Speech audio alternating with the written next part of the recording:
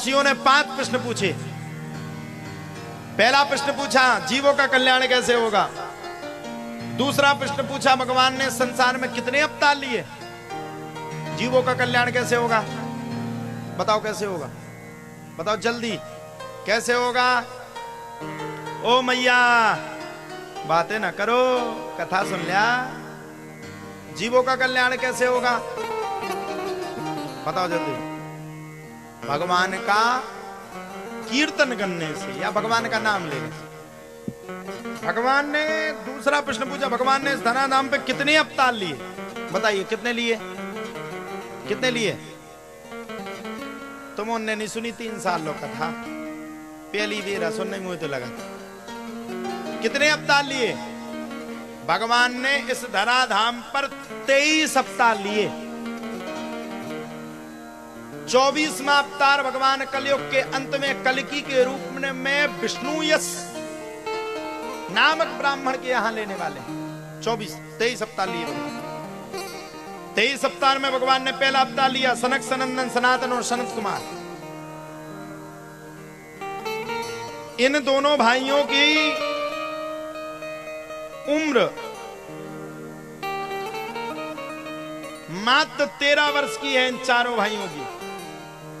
और ये पृथ्वी लोक में कहीं भी आ सकते हैं, जा सकते हैं, इनको कोई नहीं रोक सकता। ये चारों भाई एक जोड़े में हैं, सनक सनंदन सनातन और सनत कुमार, ये चारों भाई। इसके बाद दूसरा अवतार भगवान ने 12 के रूप में लिया। 12 अवतार सुने हो आप लोग। तीसरा अवतार भगवान ने नारद के रूप में लिया, इनको तो सब जानते हो, किसी की लड़ाई ना होती हो ये टॉप पे करवाएंगे। चौथा अवतार भगवान ने नरनारायण के रूप में लिया। 5वां भगवान ने कपिल के रूप में लिया। 6वां भगवान ने दत्तात्रेय के रूप में लिया। 7वां यज्ञ स्वरूप, 8वां ऋषभ, 9वां पृथु, 10वां मत्स्य, 11वां कच्छप, 12वां धन्वंतरी, 13वां मोहिनी, 14वां नरसिंह, 15वां वामन, 16वां परशुराम, 17वां वेद व्यास, 18वें के रूप में भगवान राम के रूप में आ गए, 18वें अवतार के रूप में। 19वां अवतार भगवान ने बलराम के रूप में लिया। 20वां अवतार भगवान ने कृष्ण के रूप में लिया। 21वां अवतार भगवान ने हंस के रूप में लिया। 22वां अवतार भगवान ने हैग्रीव के रूप में लिया। और 23वां अवतार भगवान ने बुद्ध के रूप में लिया। और 24वां अवतार भगवान कलयुग के अंत में कल्कि के रूप में विष्णु यश ब्राह्मण के यहां लेंगे। ये हो गए 2 प्रश्न। तीसरा प्रश्न बोले भगवान का अवतार लेने का प्रयोजन क्या था। सो गोस्वामी तुलसीदास ने रामचरितमानस में वर्णन कर दिया। क्या कह दिया गोस्वामी तुलसीदास ने, जब जब होए धर्म की हानि, बाण ही असुर अधम अभिमानी। और तब तब प्रभु क्या करेंगे, तब तब धरे प्रभु विविध शरीरा।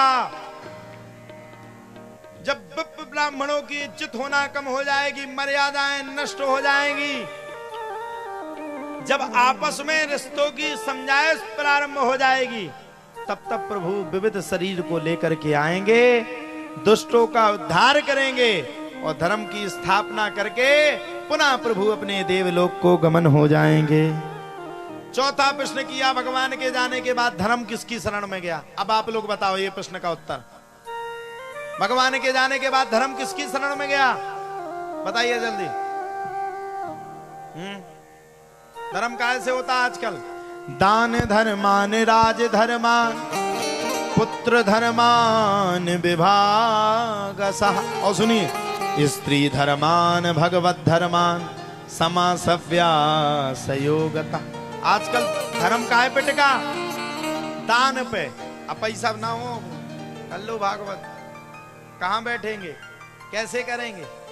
पैसा ना हो साउंड सर्विस कैसे आएगी, पैसा ना हो तो अच्छी अच्छी बगलबंदी हम पहन के कैसे बैठेंगे। तो कलयुग में धर्म किस पे आश्रित है, बोले दान धर्मान। दान करने पे, दान करेंगे आपका कल्याण हो जाएगा, और दान नहीं करेंगे तो कल्याण नहीं होगा। इसलिए दान करना चाहिए। हम तो कह रहे खूब दान करो मैया, तुम सब भी दान करो। तुम अपने छुपा छुपा करके जो पैसा रखती हो वो भी निकाला करो। लोग बाग आजकल वैसे झूठा झूठा दुष्प्रचार करते, मैं किसी पार्टी का नहीं हूं, लेकिन सब लोग कहते मोदी जी ने क्या किया, मोदी जी ने क्या किया।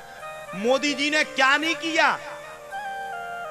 जो काम स्वयं ब्रह्मा जी ने नहीं कर पाया वो मोदी जी ने कर दिया भारत में।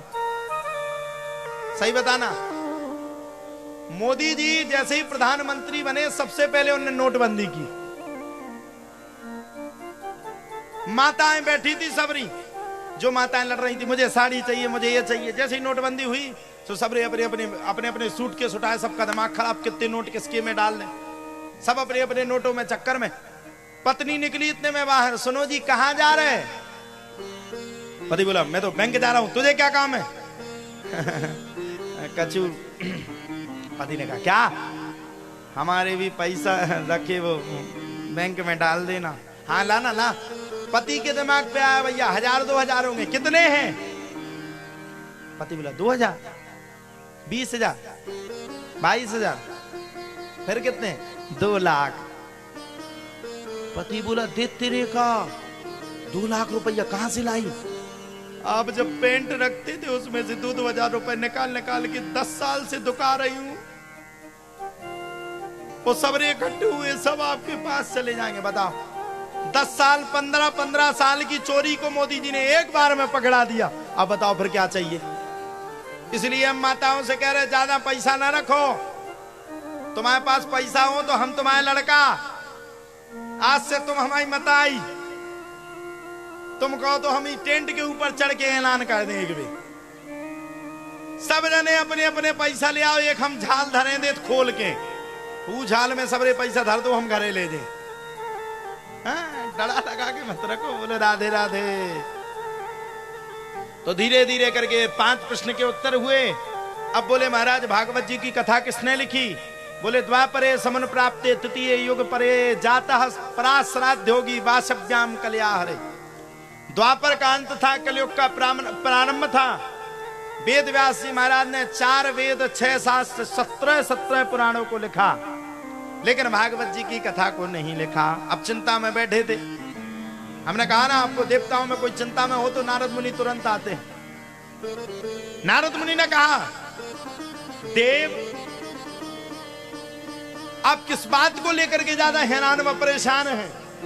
जब देव की बातों को सुना तब तो भैया कहा जाता है देवी और देवताओं की बातों को सुनकर के भैया तुरंत वेद व्यास जी महाराज ने कहा नारद मैंने 4 वेद 6 शास्त्र 17 पुराणों को लिखा, लेकिन इतने पुराणों को लिखने के बाद भी मेरा मन नहीं लगता, मुझे क्या लिखना चाहिए?